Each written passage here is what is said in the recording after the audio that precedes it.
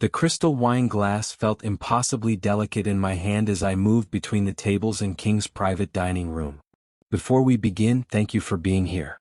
Please like and subscribe if you enjoy stories like this.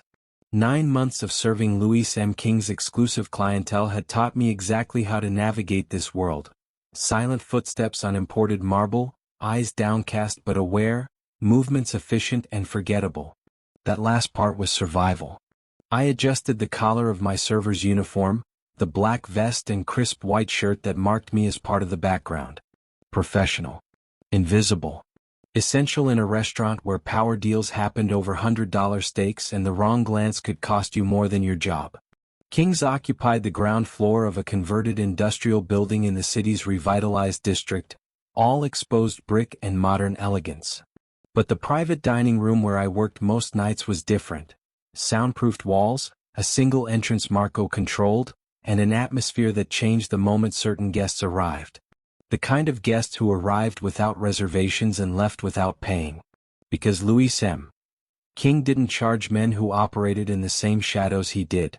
Tonight, 6 of those men sat around the main table. I knew their names but never spoke them. I'd learned to read the hierarchy by watching how they positioned themselves, who poured whose drink, whose jokes earned genuine laughter versus obligatory politeness.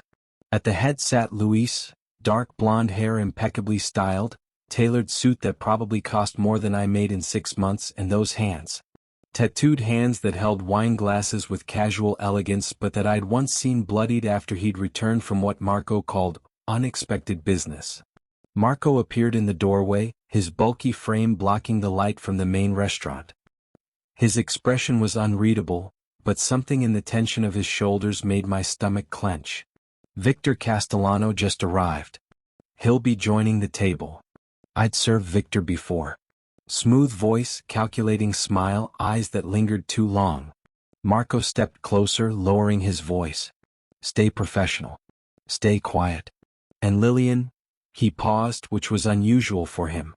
Be careful tonight.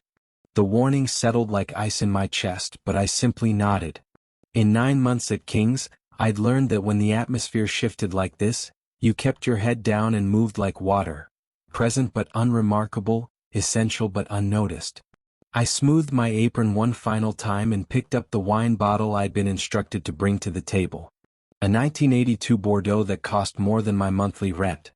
As I pushed through the door into the private dining room, I had no idea I was walking into the moment that would make me impossible to ignore. The moment Louis M. King would forget every rule he'd built his empire on, and the moment I'd become the most dangerous piece on a board I didn't even know I was playing on. I moved around the table with practiced precision, the Bordeaux tilting at exactly the right angle as I refilled each glass. 9 months had trained my hands to pour without trembling, even when men discussed things that made my stomach turn. Tonight was no different.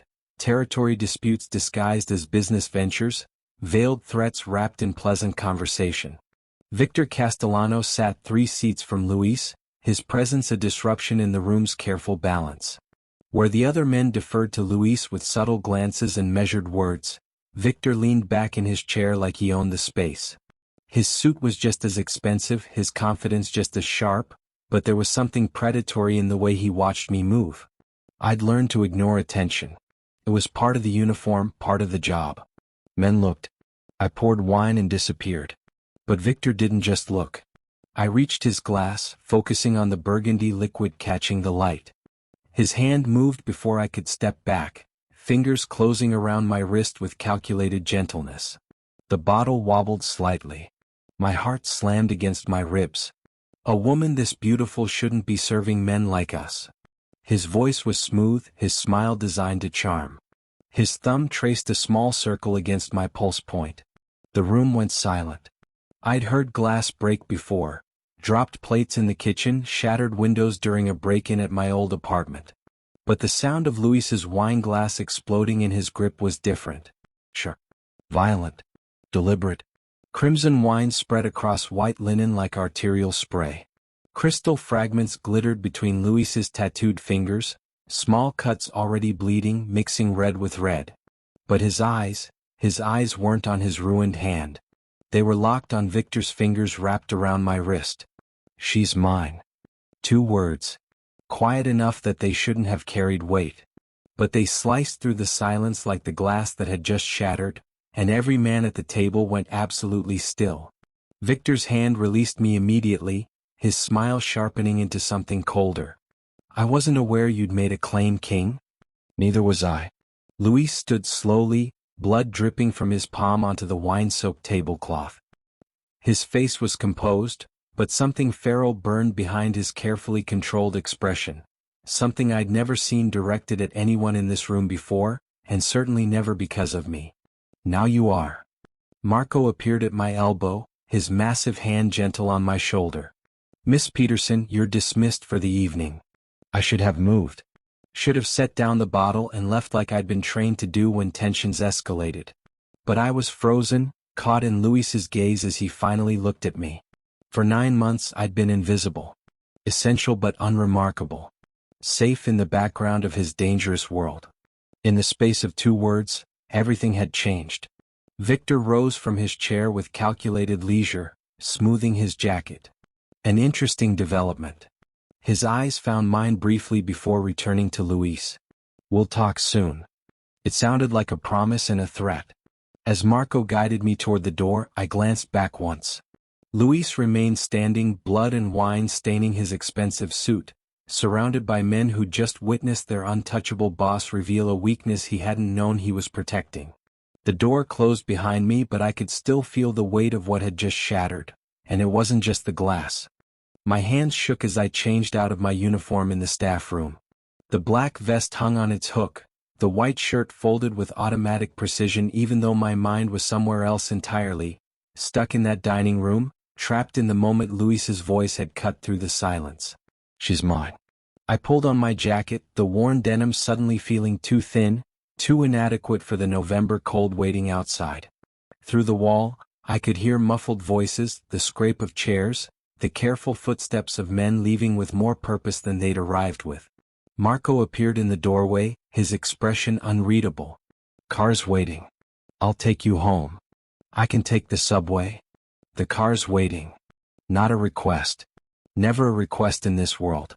The ride passed in tense silence, Marco's eyes constantly checking mirrors while I stared out the window at the city lights blurring past.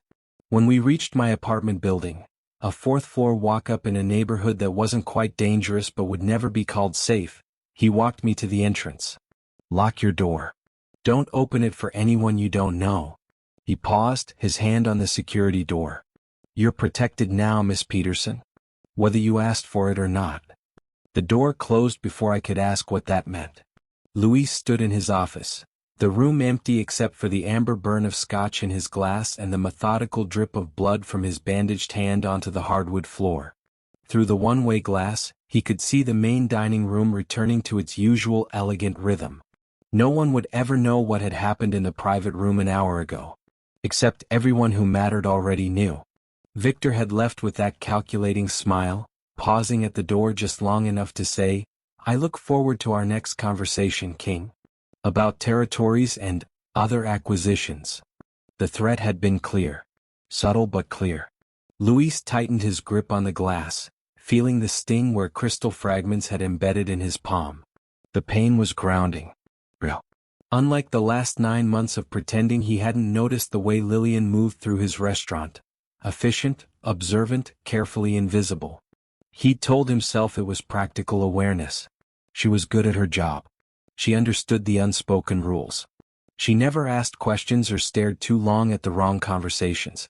He told himself a lot of things. The door opened without knocking. Only one person had that privilege. Marco crossed the office with measured steps, his bulk somehow never quite threatening despite what Luis knew he was capable of. He poured himself 2 fingers of scotch from the decanter and settled into the leather chair across from the desk. Victor's making calls. Reaching out to the Rossi family, the Kowalskis. Testing whose loyalty you can count on. Let him test.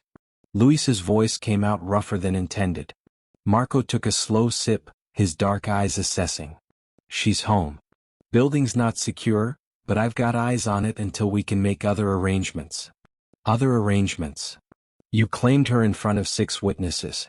That makes her a target and an asset. Marco set down his glass with deliberate precision. So I need to know, how long have you felt this way about her? Luis stared at the scotch, at the blood-spotted bandage, at anything except the question he couldn't answer. I don't. He stopped. Started again. I didn't plan. How long, Luis? The silence stretched. Outside, a car horn echoed. Inside, the truth settled like broken glass in his chest. Since the day she walked through that door asking for a job. His voice was barely above a whisper. 9 months of watching her move through my world like she belonged there. Like she was. He trailed off. Yours? Marco finished quietly. Luis closed his eyes. I never meant to say it out loud. But you did. And now everyone knows what you've been trying to hide. Marco stood, his expression somewhere between sympathy and resignation. The question is, what are you going to do about it? The door closed softly, leaving Luis alone with the question he'd been avoiding since the moment Victor's hand had touched her wrist. What was he going to do about the one weakness he'd just revealed to every enemy he'd ever made? I felt the stares the moment I walked through King's service entrance. The kitchen staff, people who'd worked alongside me for 9 months without more than polite nods, suddenly found reasons to look away when I caught their eyes. Maria, who usually shared her homemade empanadas during breaks, busied herself with prep work that didn't need doing. Lillian. Chef Brooks's voice was careful, measured. You're on main floor tonight. Table service. My stomach dropped. I always work private dining on Thursdays. Not anymore. He turned back to his station, dismissing me with the kind of finality that meant the decision hadn't been his. The main dining room felt different now, exposed. Every time I approached a table, conversations paused. Eyes tracked my movement with a curiosity that made my skin crawl. A woman in diamonds whispered something to her companion when I poured their wine, and I caught the words "King's girl" before they noticed me listening. I wasn't invisible anymore. I was a spectacle. By the time my shift ended, my jaw ached from holding my professional smile and my hands trembled from more than exhaustion. I changed quickly, avoiding the staff room's oppressive silence, and pushed out into the November night. The black sedan was parked across the street. Same one from last night. I walked 3 blocks toward the subway. The car followed at a careful distance, never close enough to be threatening, never far enough to be coincidence. My heart hammered against my ribs as I turned down a side street, then another, testing. The car followed. I spun on my heel and marched back toward King's, my anger finally overriding my fear. The restaurant's front entrance glowed warm and elegant, completely at odds with the fury building in my chest. The hostess looked up, startled as I strode past her. Miss, you can't. Where is he? She didn't need to ask who. Mr. King is in his office, but...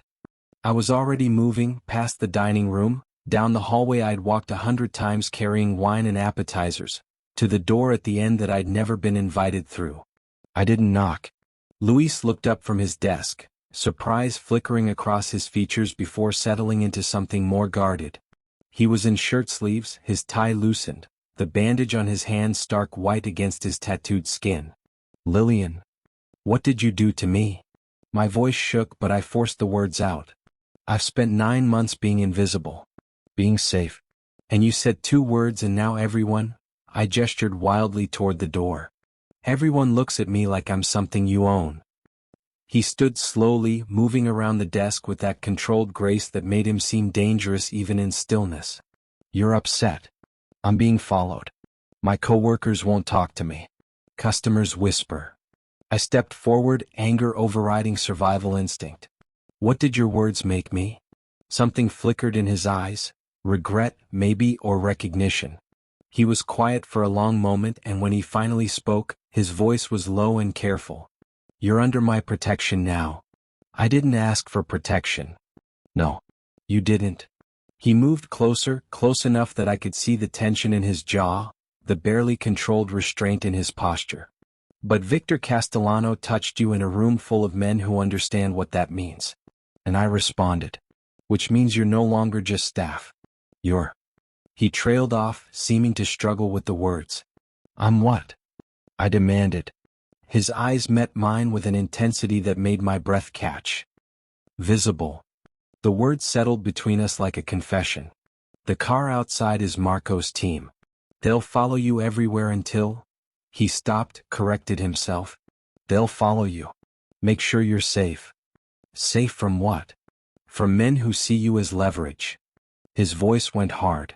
From anyone who thinks they can use you to get to me. The truth hit me then, cold and clarifying. Your protection isn't for me. It's for you. Something raw crossed his face before he could lock it away. Does it matter? I stared at him.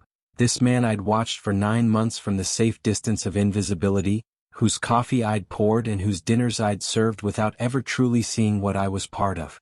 Yes, I whispered. It matters.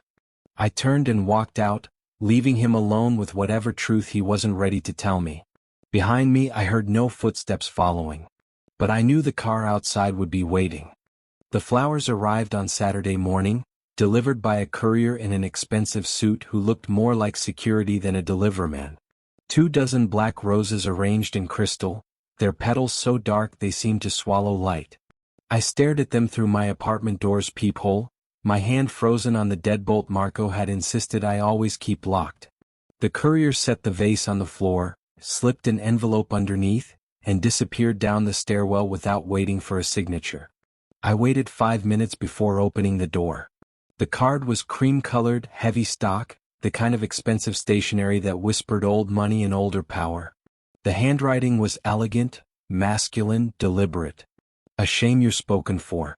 Such beautiful things shouldn't be claimed so carelessly. VC. My hands trembled as I read it twice, 3 times, trying to decode the layers of threat wrapped in polite words. I'd served Victor Castellano enough times to recognize his calculated charm, but this felt different. Personal. Dangerous. I left the flowers in the hallway and locked my door. By Sunday, there were 2 men stationed across from my building. They didn't try to hide. A black SUV parked in a spot that had never been available in the 3 years I'd lived here, 2 broad-shouldered figures visible through tinted windows. When I left for my shift at King's, they followed. When I returned, they were waiting. Marco met me at the restaurant entrance Monday evening, his expression grim. You got a delivery Saturday. Not a question. Of course he knew. Black roses. Very romantic. I tried for sarcasm, but my voice shook. Is this what protection looks like? Being watched every second? Having guards I didn't ask for? It's what staying alive looks like. His tone gentled slightly. Victor Castellano doesn't send flowers to be polite, Miss Peterson. He sends them to make a point. What point? That Luis can't protect everything he claims. The words settled like ice in my stomach. That night, alone in my apartment with the deadbolt thrown and the guards outside, I did what I'd carefully avoided for 9 months. I opened my laptop and searched, Luis M. King. The first results were legitimate. King's Restaurant, awards, features and culinary magazines. But I kept scrolling, past the glossy professional images to the darker corners where people whispered truths they couldn't print. Organized crime. Racketeering investigation, charges dropped. 3 rival gang members found dead in connection with King's territory expansion. Money laundering front. My hands shook as I clicked through articles, each one peeling back another layer of the man whose coffee I'd poured, whose schedule I'd memorized, whose controlled violence I'd witnessed but never fully understood. There was a photo from 5 years ago, Luis younger, harder, being led from a courthouse in handcuffs. The charges had been dropped. They always were. But his eyes in that photo held the same cold intensity I'd seen when his glass had shattered. I kept reading. Victor Castellano appeared in the same articles, the same circles. Rival. Competitor. Enemy. The kind of man who sent black roses as a declaration of intent. Another search. Lillian Peterson, Luis King. Nothing yet. But I understood with sickening clarity what Marco had meant. I wasn't just visible now. I was valuable. A piece on a board where men like Luis and Victor played games with human lives. My phone buzzed. Unknown number. The guards outside won't always be enough. But I'll keep you safer than he ever could. You just have to ask. VC. I dropped the phone like it had burned me. How did he have my number? How did he know about the guards? How much of my life was already exposed to men who saw me as leverage, as territory, as something to be won or taken? I stared at my laptop screen, at Luis's face in that courthouse photo, at the man I'd convinced myself I understood. I didn't know him at all. But he'd claimed me anyway, and now I was drowning in consequences I'd never chosen, caught between two dangerous men playing a game I didn't know the rules to. My phone buzzed again. This time it was Marco. Don't respond to any unknown numbers. And pack a bag. You're not staying there tonight. The explosion happened at 2:47 a.m. I was already at Marco's safe house, a sterile apartment 3 miles from my building, when my phone lit up with the news alert. Gas leak. 4th floor. No casualties reported. My floor. My apartment. Marco appeared in the doorway, phone pressed to his ear, his expression confirming what I already knew. This wasn't an accident. Get dressed. We're moving you. Moving me where? He didn't answer. Luis's estate sat behind iron gates and manicured hedges in a neighborhood where houses had names instead of numbers. The car wound up a circular drive to a modern structure of glass and stone that looked more like an art gallery than a home. Nothing like the industrial elegance of kings. This was wealth that didn't need to announce itself. Marco led me through a foyer where my footsteps echoed on marble, past rooms I didn't have time to examine, to a bedroom suite that was larger than my entire apartment had been. Mr. King will see you in the morning. He paused at the door. You're safe here, Miss Peterson. Safer than anywhere else in the city. I wanted to argue. To demand answers, explanations, choices. But exhaustion and fear had left me hollow. I didn't sleep. Morning light filtered through floor-to-ceiling windows overlooking grounds that seemed to stretch forever. I'd found clothes in the closet, designer labels in exactly my size, tags still attached. Someone had prepared for this. Planned for it. Luis was in the kitchen when I found him, dressed in dark slacks and a white shirt, sleeves rolled to his elbows, tattooed hands wrapped around a coffee mug. He looked almost normal. Almost human. Your apartment was rigged with enough explosives to take out the entire floor.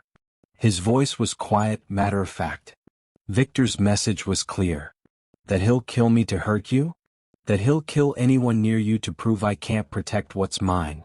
He set down the mug with careful control. So you're staying here. Under my protection. Non-negotiable. Everything with you is non-negotiable. The anger felt good, grounding. I don't get choices. I don't get explanations. I just get orders and guards and, my voice cracked. My home blown up because you said 2 words you can't take back. Something shifted in his expression. Not quite regret but close. You're right. He moved around the marble island, stopping a careful distance away. You didn't choose this. Any of it. But you're in it now and I can keep you alive or I can give you choices. Not both. That's not protection. That's possession. Maybe. His eyes met mine and for the first time, I saw past the careful control to something raw underneath. But you're alive. And you'll stay that way. The days blurred together. I learned the rhythms of Luis's world, the early morning phone calls conducted in languages I didn't speak, the meetings in his study where Marco and others came and went with military precision, the moments of absolute silence when he stood at the windows overlooking his empire with an expression that looked almost lonely. I saw him tired. Saw him angry, a cold, controlled fury that made strong men apologize. Saw him gentle when he thought I wasn't watching, feeding the stray cat that appeared on the grounds each evening. One night, unable to sleep, I found him in his study at 3 a.m., papers scattered across his desk, that same exhausted expression I'd worn pouring wine after double shifts. You don't have to stay up, he said without looking up. You're safe here. So are you? But you're still awake. He glanced up then, surprise flickering across his features. I'm protecting everyone. I know. I moved into the room, past the invisible line I'd been careful not to cross. But who protects you? The question hung between us, too intimate for the careful distance we'd maintained. I don't need protection. But his voice was rough, uncertain. Everyone needs something. I was close enough now to see the exhaustion in his eyes, The control that was really fear. Fear of failing. Fear of losing. Fear of being the man who let people die because he'd claimed something he couldn't keep safe. Lillian. My name was a warning. Luis. I said it back like an answer. The space between us felt electric, dangerous, inevitable. His control was cracking, and mine had shattered days ago in a dining room that felt like another lifetime. When he kissed me, it wasn't gentle. It was desperate and demanding, and exactly what I'd been pretending I didn't want since the moment his glass had broken. And for the first time since he'd claimed me, I chose to claim him back. The call came during breakfast. I watched Luis's expression shift from the almost relaxed man who'd been drinking coffee across from me to the cold, controlled crime lord I'd served for 9 months. He stood without a word and disappeared into his study, the door closing with quiet finality. Marco appeared minutes later, his face grim. Stay inside today. Don't go near the windows. What happened? He hesitated, then seemed to decide I deserved the truth. Victor hit one of our shipments. 20 million in product gone. And he left a message with the driver before he put a bullet in his head. My stomach turned. What message? King's too busy playing house to protect his kingdom. The study door stayed closed for hours. I heard voices through it, Marco's steady baritone, other men I recognized from their visits to King's, all of them carrying the weight of crisis. I pressed my ear against the door once, catching fragments. Rossi family is watching to see how you respond. 3 lieutenants asking if you're still capable. Every day you're distracted, Victor takes another piece. Luis's voice cut through, sharp as broken glass. Get out. All of you. I stepped back as the door opened, watching men file past with carefully neutral expressions that didn't hide their concern. Marco was last, pausing to meet my eyes with something that looked like sympathy before he followed the others. I found Luis at his desk, head in his hands, the mask finally cracked. $20 million, he said without looking up. A man who'd worked for me for 8 years. Dead because I was... He stopped himself. Distracted, I finished quietly. Compromised. His hands dropped, revealing eyes that held a cold fury I recognized now as self-directed. This is what I warned Marco about. What I've spent 15 years avoiding. The moment you care about something more than the empire starts to fall. I moved into the room slowly, carefully. You're not falling. Victor's pushing in. And I'm not pushing back hard enough because every decision I make now factors in keeping you safe. He stood abruptly, the movement sharp with frustration. Do you understand what that means? Every territory I don't defend because it puts you at risk. Every response I calculate around your protection instead of strategic advantage. Every second I spend making sure you're secure is a second Victor uses to dismantle everything I've built. The words landed like blows. Then send me away. My voice was steadier than I felt. Tell everyone the claim was strategic. That I was leverage you don't need anymore. Give me money, a new identity, and... You think it's that simple? He closed the distance between us, his control fracturing. You think I can just unclaim you? Victor knows. The Rossi family knows.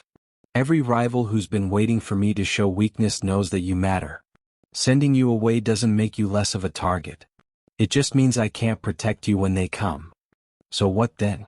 I just watch your empire crumble because you... I couldn't finish the sentence. Because I care.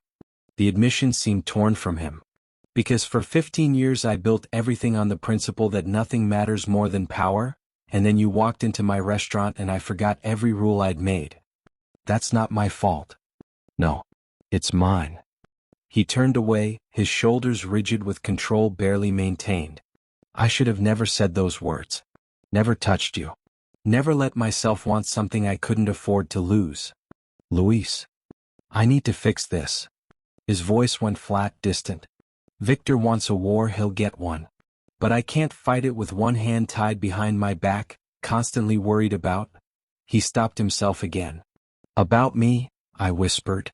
The silence stretched between us, filled with everything we'd admitted 3 nights ago in this same room and everything that admission had cost. Maybe caring isn't weakness, I said finally. Maybe it's just different kind of strength. He didn't turn around. Tell that to the man whose family Victor will target next. Tell that to my people who are wondering if their boss has gone soft. Tell that to," his voice cracked. "Tell that to yourself when loving me gets you killed." The study door opened. Marco stood in the threshold, his expression grave. "Victor's requested a meeting. Says he wants to discuss terms." Luis's entire body went still, predatory. When he spoke, it was the voice of the man I'd seen in that courthouse photo, cold, calculated, capable of anything. "Tell him I'll meet him. And that I'm bringing what he wants." My blood went cold. "Luis." "Not you," he said quietly, finally turning to face me. "Never you. But he needs to believe that's changed." I understood then what he was planning, to use me as bait while convincing Victor he no longer cared. To fight this war by pretending the weakness didn't exist. Even if it destroyed us both. I couldn't sleep. Victor's meeting was scheduled for tomorrow night, and Luis had spent the entire day strategizing with Marco and his inner circle behind closed doors. Planning how to use me as a piece in a game where one wrong move meant death. At 2 a.m. I gave up pretending and wandered downstairs. The estate was dark except for the faint glow from Luis's study. I found him where I'd expected, standing at the window overlooking the grounds, a glass of scotch untouched on the desk behind him. "You should be sleeping," he said without turning around. "So should you." I moved into the room, the darkness making it easier to be brave. "But here we are." He turned then, and in the shadows I could see the exhaustion etched into his features. Not just from today but from years of carrying the weight of an empire built on violence and control. "Tomorrow could go very wrong," he said quietly. "If Victor suspects what I'm planning, then tell me the truth." The words came out steadier than I felt. "Not the strategy. Not the plan. Why did you really say those words? She's mine. Why did you claim me when you'd spent 9 months pretending I didn't exist?" The silence stretched between us, heavy with everything we'd been avoiding. "You're asking me to explain an instinct." His voice was rough, uncertain in a way I'd never heard. "Something I did without thinking." "Then don't think. Just tell me." He moved to the desk, picking up the scotch but not drinking, his tattooed hands restless against the glass. "You walked into King's 3 years ago asking for a job." 9 months ago, I corrected softly. "No." He looked up, his eyes finding mine in the darkness. 3 years ago. Different name, different application. You needed money for rent and you'd heard we paid well. I interviewed you myself." My breath caught. "I didn't remember." "You wouldn't. I told you we weren't hiring and sent you away." He set down the glass with trembling fingers. "But I remembered your face. The way you held yourself even though you were terrified. The dignity in how you thanked me for my time even though I turned you down." "Luis. You came back 9 months ago. Different name, Peterson instead of whatever you'd been running from. I hired you before you finished the application." His voice dropped to barely above a whisper. "And for 9 months I watched you move through my restaurant like you belonged there. Like you were the only real thing in a world I'd built entirely from lies and violence and carefully manufactured control. I couldn't breathe. Couldn't move. Every morning I told myself you were just staff. Every night I went home thinking about the way you poured wine like it was an art form. The way you noticed everything but never asked questions. The way you made my restaurant feel like something more than a front for criminal enterprise. You finally met my eyes fully. You made it feel like home. Why didn't you say something? Because men like me don't get to have real things. We don't get to want. The moment you want something, it becomes leverage. It becomes the weapon your enemies use to destroy you." His control was fracturing with every word. "And I wanted you so badly that it terrified me. Then why claim me?" My voice broke. "Why not just keep pretending?" "Because Victor touched you." The words came out savage, possessive. "Because watching another man put his hands on you made me forget every rule, every carefully constructed wall, every reason I'd spent 3 years keeping my distance. In that moment, the only truth that mattered was that you were mine and he had no right to touch what was." He stopped himself. "What was yours?" I finished. "What I wanted to be mine," he corrected quietly. "What I'd wanted for so long I'd convinced myself the wanting didn't exist. I crossed the room slowly, closing the distance between us until I could see the vulnerability in his eyes that he only showed in darkness. I noticed you too, I whispered. 9 months of pouring your coffee exactly how you liked it. Of memorizing which days you came in early and which nights you stayed late. Of watching your hands, those tattooed, dangerous hands, hold wine glasses like they were something precious instead of weapons. Lillian. I was invisible because I needed to be. But I saw you. Every version of you. I reached up, my fingers tracing the line of his jaw. The monster and the man. And I wanted both. When he kissed me this time, it wasn't desperate or demanding. It was honest. 3 years of wanting distilled into a single moment of truth spoken in darkness. Tomorrow Victor might take everything from me, he said against my lips. But tonight you're mine. And I'm yours. No strategies. No plans. Just truth. Just us, I agreed. In the darkness, with all pretense finally stripped away, we were exactly what we'd been pretending not to be. 2 people who'd found something real in a world built entirely on lies. The meeting took place in neutral territory, a private club in the financial district where men like Luis and Victor conducted business that never made it to boardrooms or legal documents. Marco drove us separately, his warnings clipped and precise. Stay in the car until I come for you. Don't speak unless spoken to. And Lillian? He met my eyes in the rearview mirror. Whatever happens in there, remember he's playing a game. Sometimes the truth looks like a lie. I didn't understand until they brought me inside. The room was elegantly appointed. Leather chairs, expensive artwork, crystal decanters of liquor that cost more than my former rent. But the men gathered there turned it into something else entirely. I recognized faces from Kings, from news articles, from the research that had kept me awake nights. These weren't businessmen.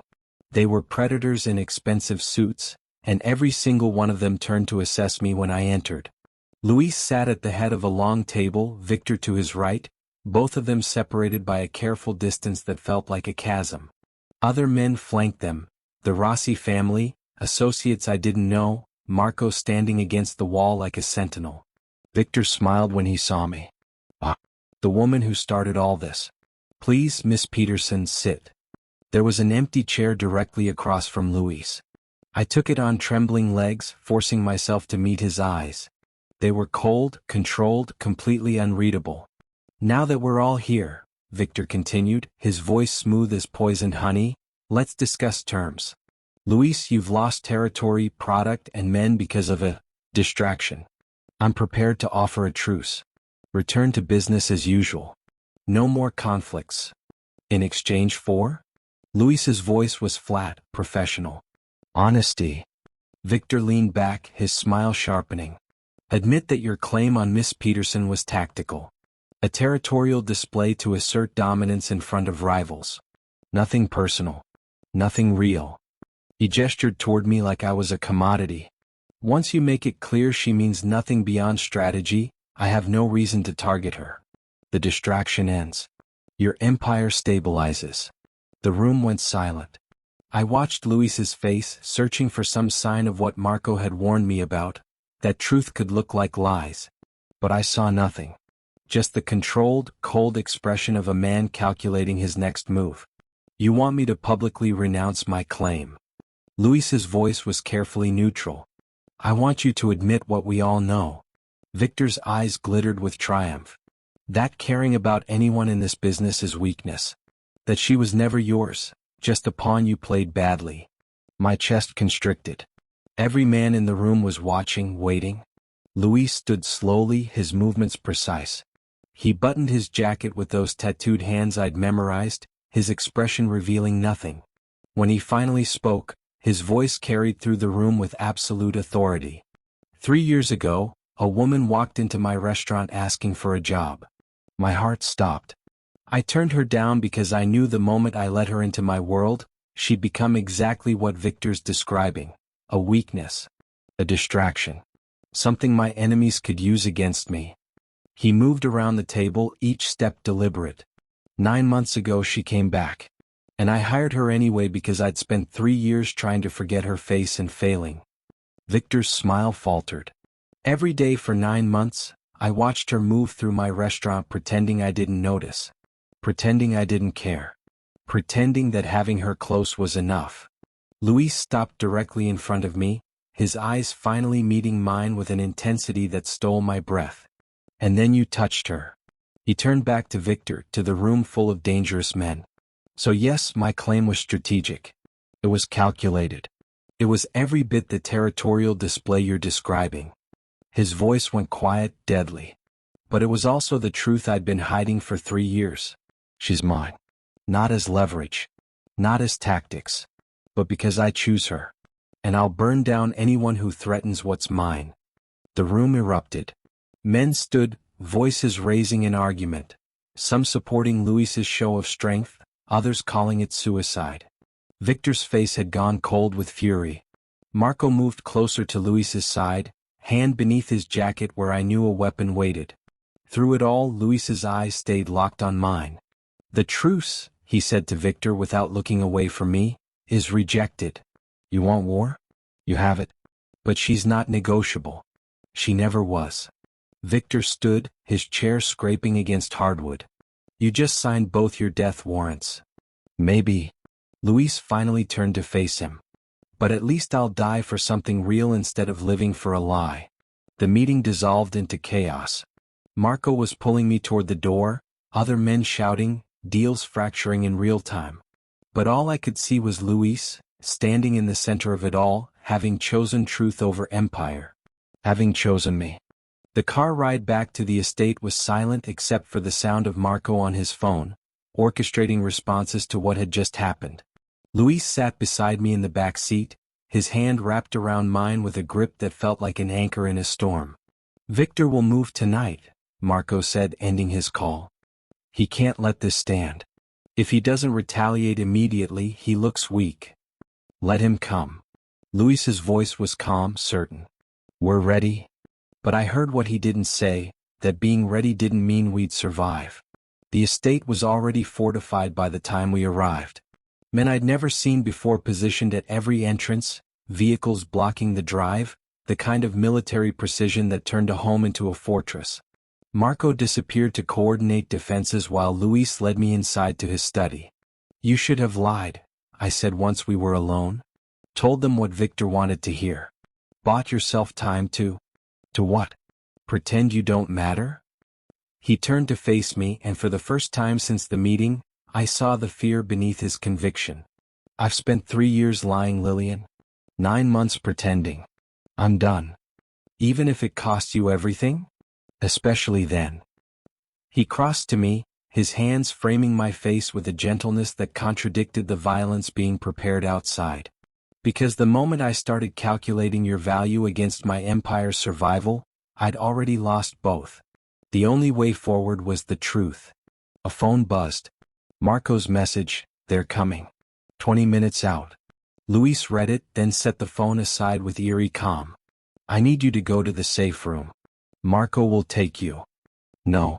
Lillian. No. I grabbed his hands, holding them against my face. You chose me in front of everyone. I'm choosing you back. Whatever happens, we face it together. His expression cracked, revealing something raw and terrified and human. I can't protect you if you're not hidden. Then don't protect me. Fight beside me. I pulled his hands down, lacing our fingers together. You said caring wasn't weakness. Prove it. They came with the efficiency of a military operation. 3 vehicles, armed men, Victor himself leading the assault with the kind of confidence that came from believing Luis had already lost. But something had changed in the hours since the meeting. I watched from Luis's study window as his people moved with renewed purpose. Marco coordinating like a general, men responding with a loyalty I hadn't seen before. They weren't fighting for territory anymore. They were fighting for a boss who'd chosen truth over tactics. The first shots fired broke the night's silence. Luis stood beside me, phone in hand, orchestrating responses with the same cold precision I'd seen him use for business. But his other hand stayed wrapped around mine, grounding us both. East perimeter breach, Marco's voice crackled through the speaker. They're pushing hard. Let them push. Then close the trap. It was over in 30 minutes. Victor's men, expecting a distracted, weakened organization, found instead a unified force that had rallied around their leader's demonstration of strength.